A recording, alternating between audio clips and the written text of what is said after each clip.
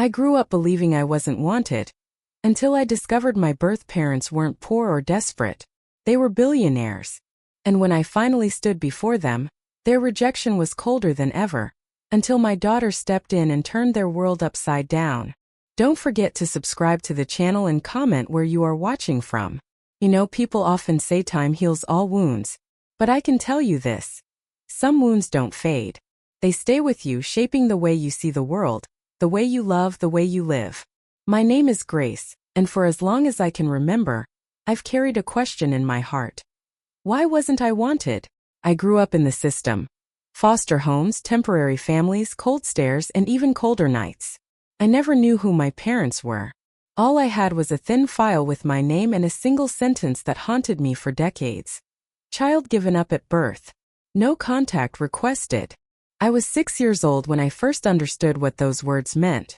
I asked a foster mom why I didn't have a mom or dad who came to visit like the other kids.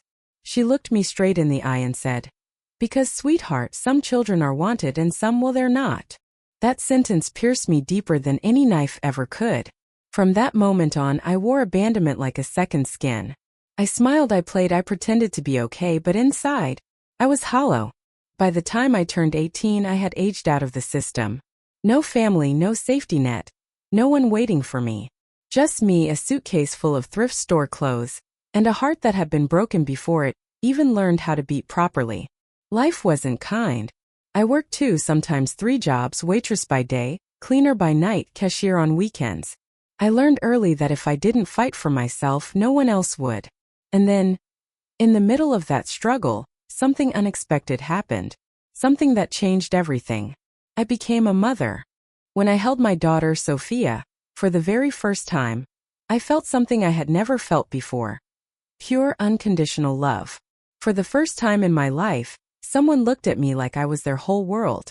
And I promised her, right then and there, that no matter how broken or unwanted I felt, she would never know that pain. I poured everything into raising her. I worked myself to the bone, skipped meals so she could eat, wore shoes with holes so she could have new ones for school. I was determined to give her a life different from mine. It wasn't easy. There were nights when I cried myself to sleep, wondering how I'd pay the bills. Times when I had to choose between rent and groceries. But whenever I thought I couldn't go on, Sophia's little smile pushed me forward. And let me tell you something about that girl. She didn't just survive, she thrived. She was smart, talented, full of fire. She grew up watching me struggle. And instead of being broken by it, she was inspired. She chased her dreams, and before I knew it, my little girl had become a celebrity. A household name. The kind of woman I had once only seen on TV screens. And you know what? She never forgot where she came from. She never forgot me. She'd often say, "Mom, you may not have had much to give, but you gave me love. And that's worth more than all the money in the world." Still, even as I smiled on the outside, something inside me never healed.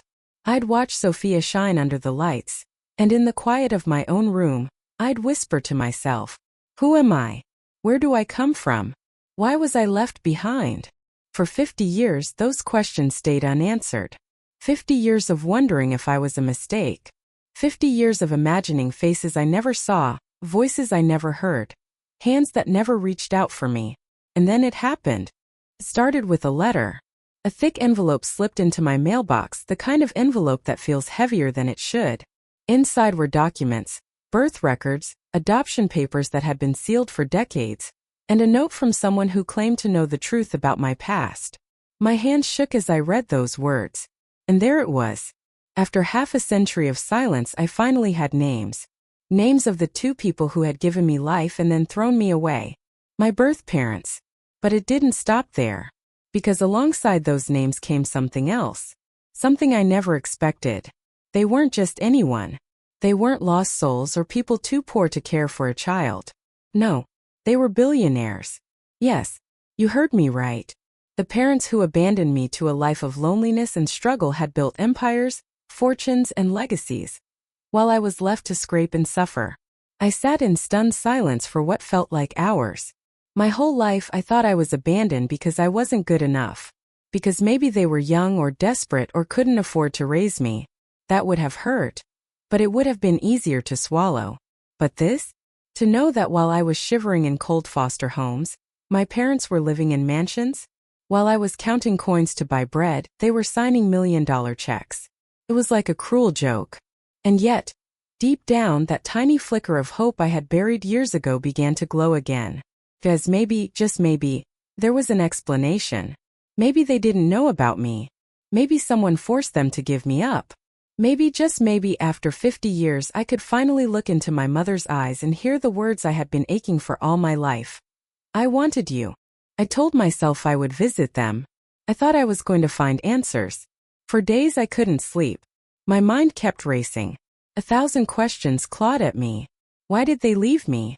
Did they ever think about me? Would they welcome me back? Or push me away again? I told myself I wasn't after money. No, what I wanted was something far more valuable. Closure. A reason.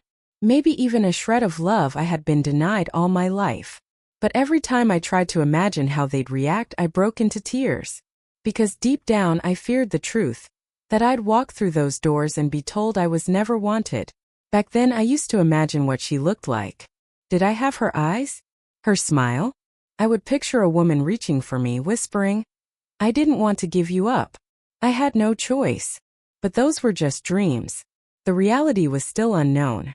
When Sophia, my daughter, found out I had discovered their identities, she was furious I hadn't told her sooner. "Mom," she said, pacing across my kitchen, her voice trembling with both anger and worry, "you're not doing this alone. If they rejected you once, I won't let them do it again. I'll go with you." I smiled at her, my beautiful, strong girl who the world adored, but shook my head. "No, Sophia. This is something I need to do on my own. I've carried this pain my entire life.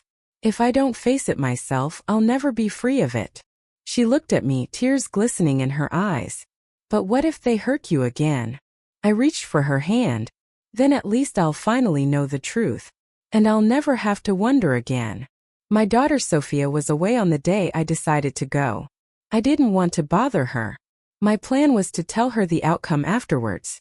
I packed a small bag, took a deep breath, and set out on a journey I had been waiting half a century to take. The address on the documents led me to the wealthiest part of the city.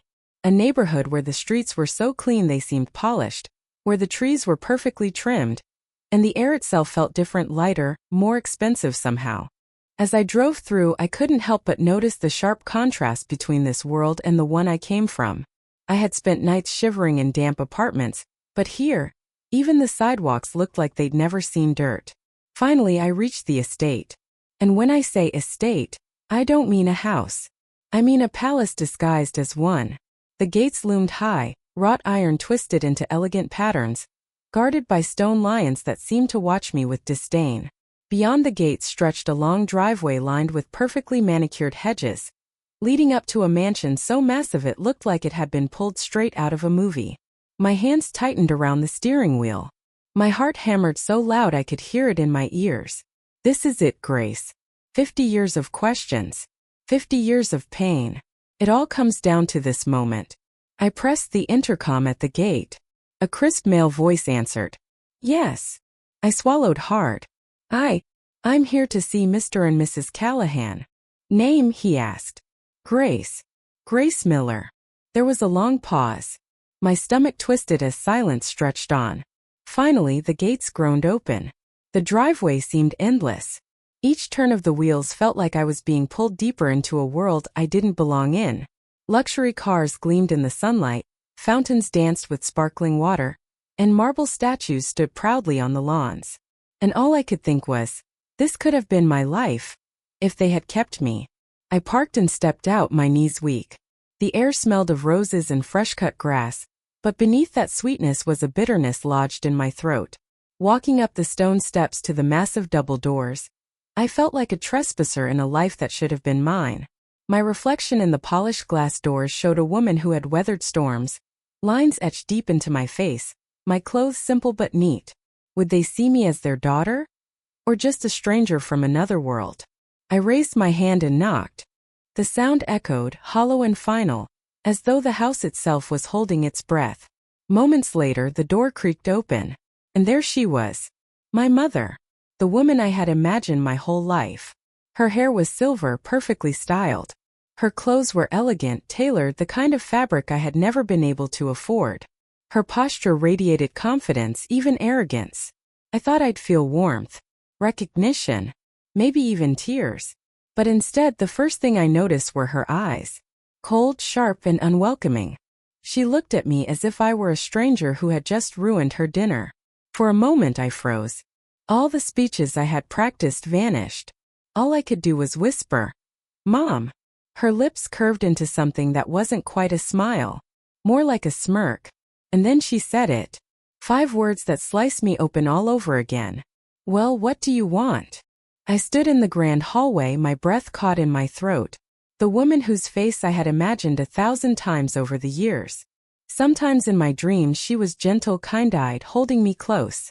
Other times she was faceless, just a shadow walking away from me.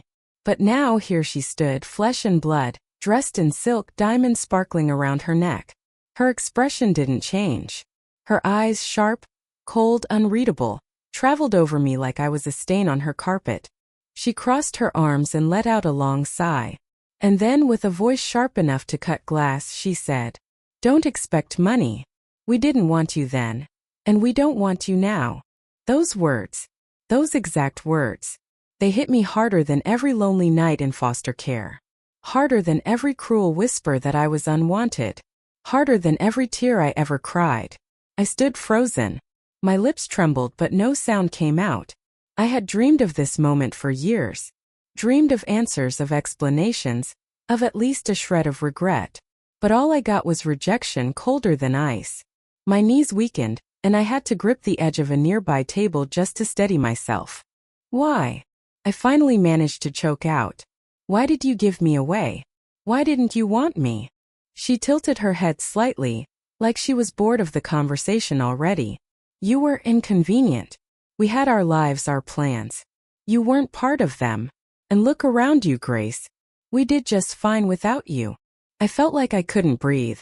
My eyes darted toward my father, desperate for anything. A look, a word, something to contradict her cruelty.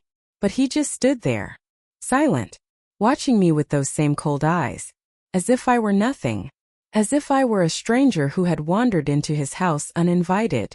Not once did his lips part to speak my name. Not once did he lift a hand to stop her. And in that silence I got my answer. They never wanted me. Not then. Not now. Not ever. I don't remember how long I stood there. Seconds. Minutes. Hours. My heart pounded so loud it drowned out everything else. Finally, I swallowed back the tears burning my throat and whispered, "I didn't come here for money.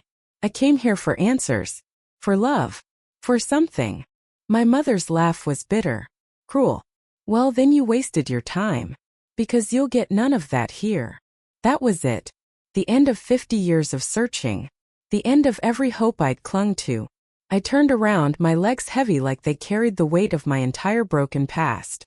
Each step toward the door felt like a funeral march, burying every dream I'd ever had about belonging, about finally being wanted. By the time I reached the doorway, tears were streaming down my face. But I refused to let them see me crumble. I held my head high, even as my heart shattered into 1,000 pieces. And then the moment I stepped outside, I was blinded. Flashes. Shutters clicking. Voices shouting. Paparazzi. Dozens of them swarming the mansion gates like vultures. Cameras in my face, questions flying at me faster than I could process. Who is she? Why is she here? Is she family? Is this the secret daughter of the billionaire couple? I froze. My tears weren't even dry on my cheeks, and suddenly the whole world seemed to be watching me. One reporter shoved a microphone toward me and shouted, "Grace, are you the hidden daughter of the Callahans? The world needs to know." My heart stopped. I hadn't told anyone yet. Not even Sophia. And now? In the blink of an eye, the secret I had carried my whole life was no longer mine. I pushed my way through the crowd, keeping my face down, but I knew it was too late. Cameras had caught me. Reporters had my name. The whispers would spread like wildfire. By the time I reached the street, my phone was already buzzing. Unknown numbers. Messages. Notifications exploding one after the other. And then one call that made my blood run cold. It was Sophia, my daughter, her voice trembling on the other end of the line. Mom, why am I seeing your face all over the news? Why are they saying you're the long-lost daughter of billionaires? I didn't know what to say. I stood frozen on the sidewalk, my heart caught between the shame of rejection and the fear of what this meant for my daughter's world. Because now, this wasn't just my secret anymore. The whole world was about to know. You know how they say secrets have a way of coming out? I never thought mine would. I scurried into my car and headed home. For 50 years my life was lived in silence, forgotten in the shadows. But now, my face was splashed across every screen, every newspaper, every gossip blog in the country. Billionaire family's hidden daughter? Who is Grace? The woman linked to the Callahans. Long-buried scandal resurfaces. It didn't take long before reporters were camped outside my small apartment, microphones and cameras shoved in my face every time I stepped outside. My phone wouldn't stop ringing. Strangers slid into my messages, some curious, some cruel. Through it all, one thought kept pounding in my head. I never wanted this. I never wanted fame. I never wanted attention. I didn't come looking for money or headlines or power. All I wanted was the truth. But the truth, it seemed, had come with a price. I was sitting in my dimly lit living room, the blinds shut tight, the TV flickering with yet another news segment about me. My hands shook as I clutched a cup of tea I hadn't touched. My world had spun completely out of control. And then I heard a knock on the door. It wasn't the media this time. It was Sophia. She burst through the door, her eyes flashing with both anger and fear. She didn't waste a second. Mom, why didn't you tell me? Why am I finding out about this from the news? Her voice cracked, and for a moment, she wasn't the celebrity everyone adored. She was just my little girl again, demanding answers I didn't know how to give. I was protecting you, I whispered. I didn't want this storm to touch you. I thought I could handle it alone. But Sophia shook her head, tears welling in her eyes. Mom, I don't care if you're linked to billionaires or beggars. You're my family. You should have trusted me with this. I broke down then, sobbing in her arms. For so long I had been strong, unshakable, the mother who carried the weight of the world so her daughter wouldn't have to. But in that moment I let it all spill out, the rejection, the pain, the words my mother had stabbed me with. Sophia held me, but when I pulled away, her face was no longer just filled with love. It was burning with something else. Rage.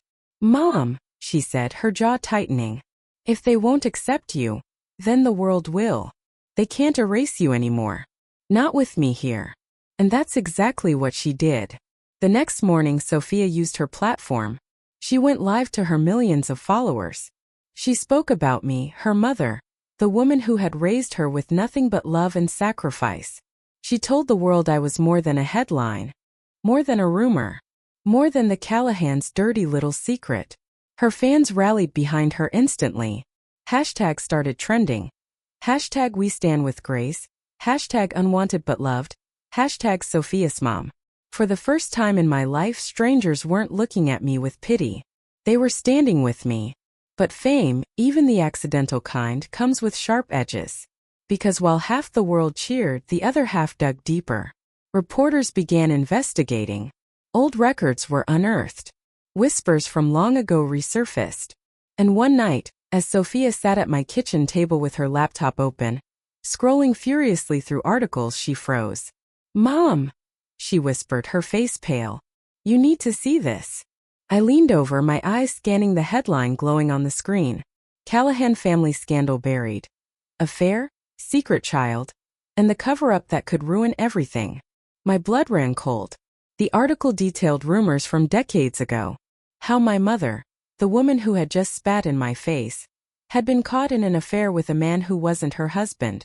How, for a brief moment, the Callahan empire had trembled. How the scandal had been swept under the rug, silenced with money, fear, and influence. And me? I wasn't just an inconvenience. I was the evidence. The living, breathing reminder of a sin they could never allow to surface. I sat back, my whole body trembling. So that was it. That was why they didn't want me. Not because I wasn't good enough. Not because they were too young or too poor. But because I represented their shame. I was a secret they wanted buried. And suddenly all the cruelty made sense. My mother's cold words, my father's silence, the decades of abandonment. To them I wasn't a daughter. I was a liability. I looked at Sophia, tears spilling down my face. They didn't reject me because I was unlovable. They rejected me because I was proof. Sophia clenched her fists, her voice trembling with fury. Then let's show them, Mom. Let's show the world you're not their shame. You're their consequence. Her words ignited something in me, a fire I thought had long burned out. For the first time, I wasn't just the abandoned child, the forgotten woman, the rejected daughter. I was someone with a voice, a story, and the power, thanks to Sophia, to finally be heard. But power is dangerous, and the Callahans weren't about to let their perfect empire crumble without a fight. Because as Sophia and I soon discovered, the deeper we dug, the darker the secrets became. Because the truth wasn't just buried, it was protected, and the people protecting it were willing to do anything to keep it hidden. When you've spent your entire life wondering why you weren't wanted, when you've cried into pillows, stared at ceilings in the dark, and whispered why into the silence, you imagine 1,000 reasons. But never in my wildest dreams did I imagine this. Sophia was the one who found the truth. She had fire in her veins, determination that reminded me of the little girl who once stood on a school stage, declaring she'd be someone someday. But now her fight wasn't for herself. It was for me. And I'll never forget the moment she said it. Mom, we're going back to them. I'm not asking, I'm telling. They don't get to walk away from this. Not anymore. So there we were again, standing at the gates of the Callahan mansion. But this time, I wasn't alone. Sophia stood beside me, her shoulders squared, her chin lifted, cameras trailing behind her at a distance like shadows. She was no longer just my daughter. She was a force. And in that moment, she wasn't just protecting me. She was holding the Callahans accountable. The gates opened and we walked inside. The room was just as I remembered, polished marble, chandeliers dripping with wealth. But now it felt colder. My mother sat on one end of a long mahogany table, her diamonds glinting under the light. My father, or rather, the man I had believed to be my father, sat beside her stone-faced. Sophia didn't waste time. She pulled out her phone, hit record, and placed it on the table. You know who I am, she said firmly. And you know why we're here. This time the world will too. My mother's lips curled into a sharp smile. You don't scare us, little girl. But Sophia leaned forward, her eyes blazing. Oh, I think I do. Because this isn't about money or headlines. This is about truth. And I already know it. I just want to hear you say it. There was silence. And then, like a crack breaking through glass, my mother spoke. She was never supposed to exist. Her words sliced the air, and my heart clenched. Sophia pushed. Because of an affair, right? Because she's not his child. The room stiffened. My father's jaw tightened, his hands clenching the arms of his chair. And there it was, the secret they had buried for half a century. I wasn't abandoned because I was unlovable. I was abandoned because I was the result of a scandal. My mother had an affair. I was the child born from it. And to save their empire, to protect their spotless billionaire image, they erased me. I felt like the ground had been ripped from beneath me. Every tear I cried. Every lonely night. Every rejection. Not because I was unworthy, but because I was proof. Proof of her betrayal. Proof of their imperfection. Proof of a story they never wanted told. And instead of protecting me, instead of loving me, they cast me aside like trash, to preserve their empire. My voice cracked. You ruined my life to protect your lies. My mother looked at me, cold and unapologetic. We did what we had to do. For the family. For the legacy. You were expendable. That word. Expendable. It broke something in me. But before I could collapse under the weight of it, Sophia stood, her voice like thunder. You talk about legacy. Well, let me tell you something. The world deserves to know the truth about the legacy you've built. A legacy built on lies, shame, and abandonment. She lifted her phone. And guess what? I've been recording this entire conversation.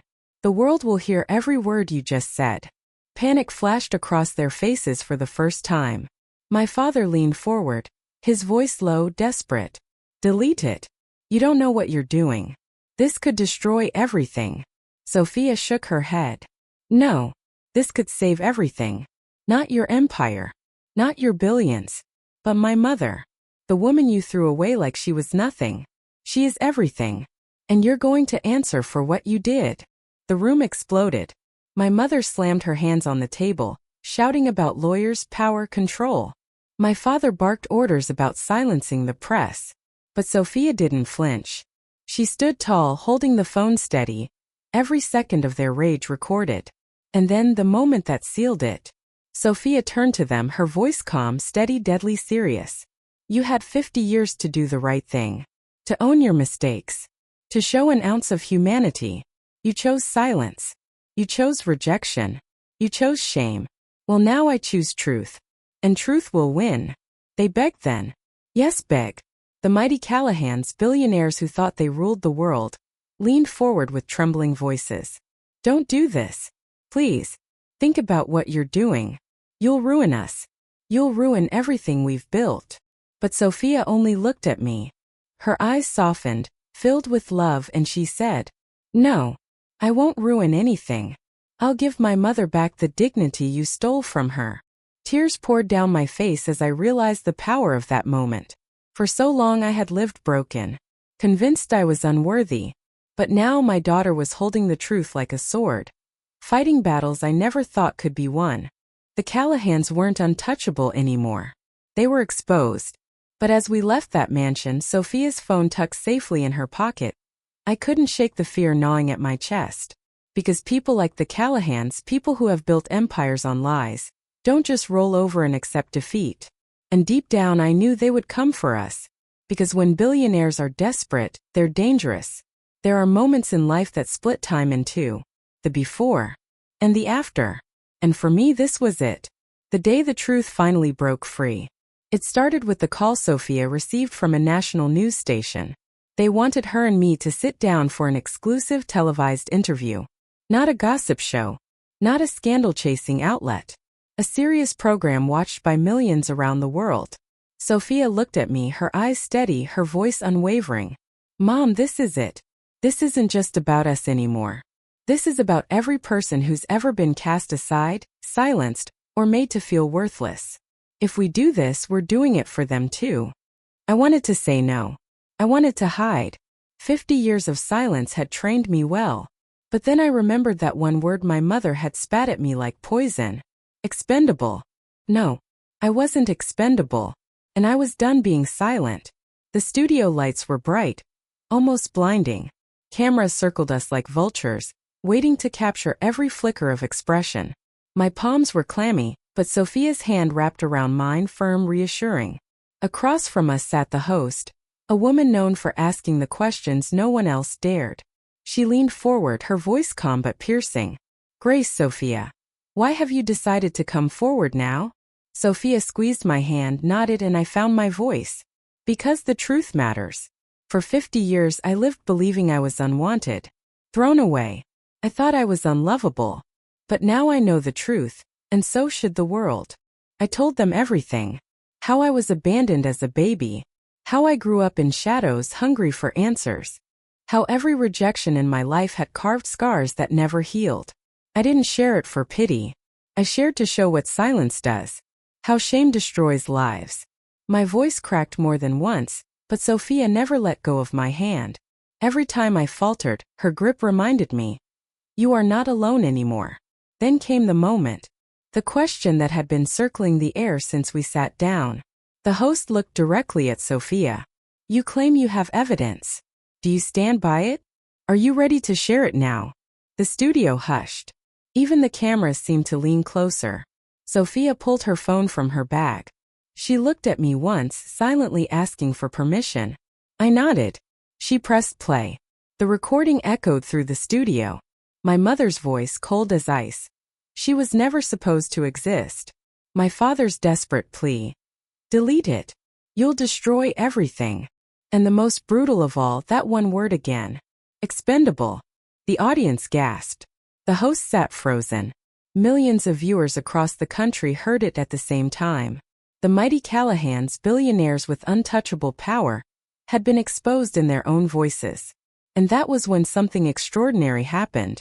The broadcast opened up the phone lines. People from everywhere began calling in, not to mock, not to pity, but to share their stories. A young woman said, "I was abandoned too. And for the first time I don't feel so alone." An older man broke down in tears. "I raised my granddaughter after her parents left her." Hearing this, it gives me strength. And call after call, message after message, the tide shifted. This wasn't just my story anymore. It was ours. For the first time in my life, I didn't feel invisible. I didn't feel like the world was staring through me. I felt seen, valued, heard. Not for money, not for bloodlines, not for an empire, but for resilience, for surviving what was meant to break me. The interview closed with a question I'll never forget. The host turned to Sophia. "You've stood by your mother through all of this. What do you hope people take away from your story?" Sophia's eyes glistened with tears. She looked straight into the camera, her voice strong and steady. "My mother gave me love when no one gave her any. That's her real legacy. And I want the world to remember that no empire, no amount of money, no title, means anything without love." The broadcast ended. The lights dimmed. But outside those studio walls, the world had already erupted. The Callahan's empire began to crumble overnight. Stocks plummeted. Partnerships dissolved. Charity boards stripped their names off plaques. And for the first time, those who once towered above the world were left small, disgraced, isolated. I watched it all unfold from a small, quiet apartment.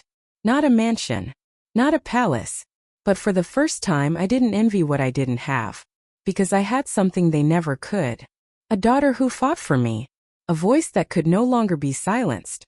A legacy built not on lies but on love. And that was the shock of their lives.